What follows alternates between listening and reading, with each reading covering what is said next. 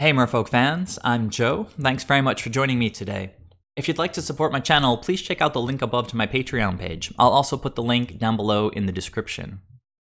Back with round 4 of a Modern League, currently 2-1 after beating Blue-Red Aria of Flame and Eldrazi, and then losing to Jund. The opponent is on the play here. And this is a pretty nice hand. We've got those 2 Pain lands, but otherwise pretty nice. 3 lands, 3 Merfolk, the Singleton Echoing Truth. Okay, Arid Mesa go. That's not a turn 1 you often see. Arid Mesa usually gets cracked. You see a Swift Spear, something to that effect. And if this is in fact some kind of burn deck, Force of Negation was an awesome first draw. So Benthic Biomancer. Opponent gets a Stomping Ground. Okay. Oh, all right. So it's just a red fetch in a Scapeshift deck. So the Force should hopefully come in handy against Scapeshift. Well, there's Tidebinder Mage. It's kind of interesting because we could get 1 damage through past this Sakura Tribe Elder. But Tidebinder Mage most useful in this matchup as the game goes really long. If the opponent lands a Primeval Titan, you can often like vial in a Tidebinder Mage and just keep that guy from attacking. But if the game gets to Primeval Titan time, you're like 15% at that point, if that, maybe 5%. I play my second land, attack with Benthic Biomancer, representing Adapt, though in this situation, the Sakura Tribe Elder is basically just like a ghost block getting a land. So Adapt, not very relevant. And in this spot, I do want to draw cards, play the Silvergill Adept, reveal the Lord, draw another Force. So that's pretty decent. Opponent just passes. We draw another Lord, and with Force backup, it seems nice to run out this Reejerey here. If they untap and go for Anger of the Gods, then we're in an amazing position. Swinging for 5. Opponent cracks Wooded Foothills. Gets a tapped Stomping Grounds, and then I believe this is the Delve spell. Yeah, Magmatic Sinkhole, 5 damage. So we can't cast Force since it's our turn. Reejerey dies, but the opponent is going to take 3, go to 15, and let's see what they do. Play a Mountain, go for Summoner's Pact. They did play their land. I'm not quite sure what creature they're going for here. Maybe they have like a main deck Thragtusk. But if they cast Summoner's Pact for, maybe they have a Simian Spirit Guide or something, but I didn't really see what they were going to do here, because if they do get a Primeval Titan, next turn they have to pay for the Pact, they can't cast the Titan, but with 2 Forces, I didn't really want to mess around. So I exiled the Echoing Truth, countered the Summoner's Pact. I figured they wouldn't cast it if it wasn't going to help them. And we've got another Force anyway.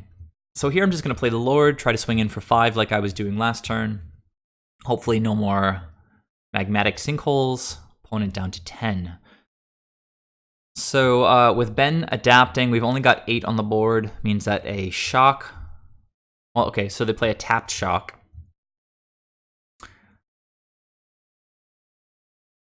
Okay, go to combat here. I think that we're just going to pass with mana up for Force of Negation this time. Okay, opponent plays a Mountain, and they tap all their green, and they go for Scapeshift. So, pretty awesome having a second Force. We're going to counter the Scapeshift, and the opponent scooped. So, counter spells pretty good against Scapeshift decks. So, able to get game 1, pretty straightforward. They didn't have any board wipes or anything like that, just the 1 Magmatic Sinkhole. And yeah, let's go ahead and see how game 2 went. Back for game 2, the opponent will be on the play. Let's check out some sideboard stuff. So, again, this is a pretty new build with the main deck Tidebinder, so sort of feeling things out. Looks like I took out a single Trickster and 2 Tidebinders. Now, all of these guys have the same effect in this matchup, basically, which is to try to prevent Primeval Titan from attacking. So I figured I'd go with like 3 Tricksters and 2 Tidebinder Mages, and it sort of seemed okay. They're both kind of desperation options. So we don't really need 6 of them in the deck. Or sorry, I should say 8 of them in the deck. 5 seems to be enough. So I took out those 3, and it looks like I didn't bring in too much. I brought in, I also took out the Singleton Echoing Truth. So 4 cards out, 1 Kira in to hopefully, protect from those magmatic sinkholes, protect from Valakut triggers, that kind of stuff. So 1 Kira and then 3 Deprives. So we've got 7 counter spells in the deck, I guess. This is a mulligan. And I guess this is a keep. Counter spells are good. I just put one of my lands on the bottom of the deck, kept Waterlogged Grove and Mutavault. Opponent starts with a tapped Valakut. Benthic Biomancer is a really good draw because it gets our clock ticking as quickly as possible. See how much damage we can do with that little guy. Right, Wooded Foothills go. So they're not really ramping this game. Okay, another island. We're not going to want to cycle a land yet. We're not going to want to attack with Mutavault anytime soon. I'm going to try to adapt right now. If the opponent wants to use like a lightning bolt or something, that's fine. But they let the adapt happen. So I drew a Reejerey, which is pretty nice. Going to go ahead and pitch that 3rd island. And Ben already getting in for 2 damage. Nice. Okay, they're going to cycle their Wooded Foothills. Sorry, not cycle, but crack. And go for Farseek.